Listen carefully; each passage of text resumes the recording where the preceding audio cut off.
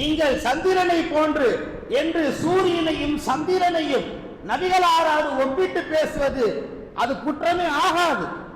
காரணம் என்ன தெரியுமா? எதிர்மறை சிந்தனை கொண்டவர்கள் சூரியனோடு நபியை ஒப்பிடுவதும் சந்திரனோடு நபி ஒப்பிடுவதும் இது ஷிர்க்.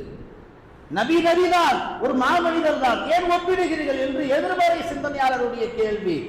ஆனா அல்லாஹ் சொல்லுகிறான், நபியை கொண்டாடுவதற்கு ஒரு ஆயத்தில் அல்லாஹ் பேசுவான், இந்த முழு உலகத்திற்கு அருள்படை என்று சொன்னால் அது நபிகளார் தான். நபிகளார் இல்லாவிட்டால் இந்த உலகமே இல்லை. நபிகளார் இல்லாவிட்டால் இந்த உலகமே உங்களுக்கு அருள்படையாக கிடைத்திருக்காது என்று அல்லாஹ் பேசுகிறார். அப்படிப்பட்ட உலகத்தில் தானே வாழ்ந்து கொண்டிருக்கிறோம். நபியினால் தானே இந்த உலகமே நாம் அடைந்தோம். தாயை அடைந்தோம், தந்தை அடைந்தோம், மனைவி அடைந்தோம், பிள்ளைகளை அடைந்தோம், எல்லாவற்றையும் அடைந்தோம். எல்லாத்திற்கும் காரணம் முஹம்மது என்ற அந்த ஒற்றை மனிதர். அந்த ஒற்றை மனிதருக்காக வேண்டிதான் அல்லாஹ் இந்த உலகத்தையே தந்தானே. அப்படிப்பட்ட ஒற்றை மனிதருக்காக தந்த அந்த உலகத்திலே வாழ்ந்து கொண்டு நபியை புகழ்வது ஷிர்க் என்று சொல்வதுடைய தடித்த நாவுகளுக்கு அல்லாஹ் தண்டனை தரட்டும். அன்பார்ந்தவர்களே, நபியை புகழ்வதற்கு எவன் தடையாக நிற்பானோ வார்த்தைகளால், செயல்களால், உறுப்புகளால், அவனை நாம் ஒன்று செய்ய வேண்டாம், அல்லாஹ்வே பார்த்துக் கொள்வான். அன்பார்ந்தவர்களே, நாயகத்தினுடைய ரவுதா ஷரீப் 1970ஆம் ஆண்டு மதீனாவினுடைய ரவுதாவுக்கு முன்னால் அன்றைக்கு இருந்த மூத்த உலமாக்கள் எல்லாம் பெருமானார் கபருக்கு முன்னால் மௌலூத் ஷரீப் பாடல்களை பாடி இருக்கிறார்கள். யூடியூப்ல சர்ச் பண்ணி பாருங்க. நாம எந்த வருஷத்தையும் தேடுற வரலாறே தேடுறதில்லை. இன்னைக்கு பொழுது போனா போதும் என்று கடந்து வாழ்ந்து கொண்டிருக்கிறோம். 1970 மதீனா ரவுலாவில் உலமா பெருமக்கள் நபிகளாரை புகழ்ந்திருக்கிறார்கள். இன்றைக்கு இமாமா இருக்கக்கூடிய சுதைசியே சொல்லுகிறார், நபியை புகழ்வதில் எந்தவித ஷிர்க்கும் இல்லை. வேற யாரு சொல்லணும்? உங்களுக்கு அல்லாஹ் சொன்னா கேட்கிற சக்தி உங்க உடம்புக்கு இருக்கா? அன்பார்ந்தவர்களே, இப்படி பெருமானாரின் மீது புகழ் மாலை பாடக்கூடிய இந்த மாதத்தை பெற்றிருக்கக்கூடிய நாம் அந்த புகழ் மஜ்லிஸ்களை நாம் தவற விட்டுவிடக் கூடாது. நாயகத்தின் நட்பை பெறுவதற்கு நமக்கு என்ன தகுதி வேண்டும் என்று கேட்டால் ஒரே ஒரு தகுதி, அவர்கள் மீது ஸலவாத்து சொன்னால் போதும், நாயகத்தின் நட்பு நமக்கு கிடைத்துவிடும். அன்பார்ந்தவர்களே, 24+7 எல்லா நேரமும் உள்ளத்திலே அல்லாஹ் அல்லாஹ் எப்படி ஒரு மூமினுக்கு இருக்க வேண்டுமோ அதே போல 24+7 எப்பொழுதுமே அல்லாஹ்வுக்கு அடுத்து ஸல்லல்லாஹு அலா முஹம்மது ஸல்லல்லாஹு நாவுகள் முணுமுணுத்து கொண்டே இருக்கு.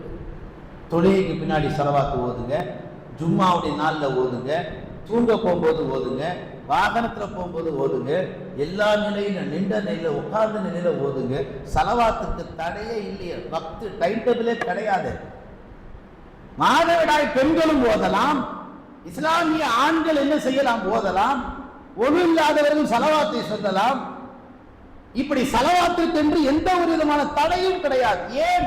ஸலவாத் 24 மணி நேரமும் அல்லாஹ்வை கூப்பிடக்கூடிய இடத்தில் அடுத்து நபிகளாக இருக்கிறார்கள். வேண்டும் நாயகத்தின் நட்பு என்ற அந்த தலைப்புக்கு பின்னால் நபிகளாருடைய ஃப்ரெண்ட்ஷிப் வேணும்னா நாம செய்ய வேண்டிய முக்கிய தியாகம் என்ன தெரியுமா? பெருமானார் மீது ஸலவாத். அதுக்காண்டி 2 வார்த்தையில சொல்லிட்டு போறது அல்ல. ஒரு 30 நிமிடமாவது மௌலூதுடைய மஜ்லிஸ்ல நாம உட்காரணும். அரை மணி நேரம் ஃபேஸ்புக்கில் உட்காரணும், அரை மணி நேரம் சீரியலில் உட்காரணும், புதுசாக படம் வந்தால் 3 மணி நேரம் குடும்பத்தோடு போய் உட்கார்ந்து பார்க்குறோம்.